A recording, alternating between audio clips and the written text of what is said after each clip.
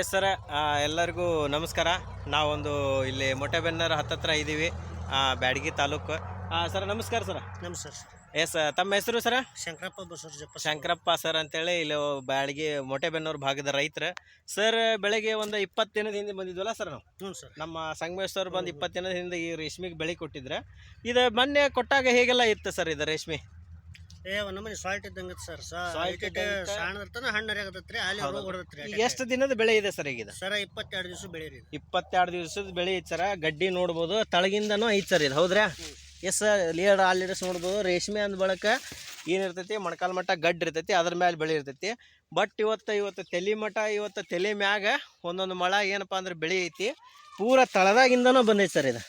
S, ಇಲ್ಲಿ ನೋಡ್ಬೋದು, ಪೂರ ತಳದಾಗಿಂದನೂ ಬಂದೈತಿ. 20 ದಿನದ ತಲೆ ಮ್ಯಾಗಿರುವಂಥ ಬೆಳೆ ಐತಿ. ರಿಸಲ್ಟ್ ಎಲ್ಲ ನೋಡಿದ್ರೆ ಹೆಂಗೆ ಅನ್ಸತ್ತೆ ಸರ್ ನಿಮ್ಗೆ?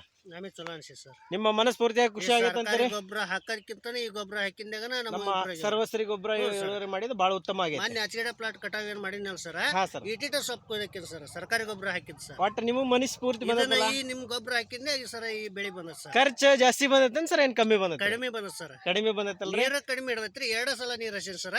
ಎಸ್, ಶಬಾಷ್ ಸರ್, ಸೂಪರ್. ನೋಡ್ರಿ ನಮ್ಮ ಸರ್ ಒಂದು 25 ದಿನದ ಬೆಳೆ ಅಂತ ಹೇಳ್ತಾ ಇದಾರೆ. 22, 23 ದಿನ.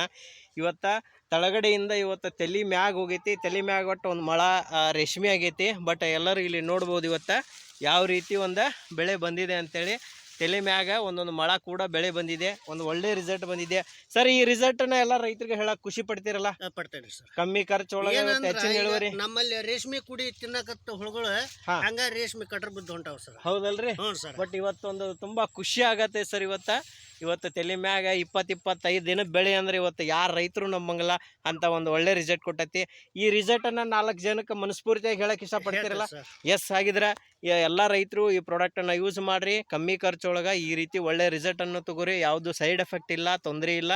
ಪ್ಯೂರ್ 100% ಆರ್ಗ್ಯಾನಿಕ್ ಆದಂಥ ಪ್ರಾಡಕ್ಟ್ ಇರ್ತೈತಿ. ಎಸ್, ಹಾಗಿದ್ರೆ ಎಲ್ಲರಿಗೂ ಗುಡ್ ಲಕ್. ಜೈ ಸರ್ವಶ್ರೀ. ಜೈ ಸರ್ವಶ್ರೀ. Yes, thank you.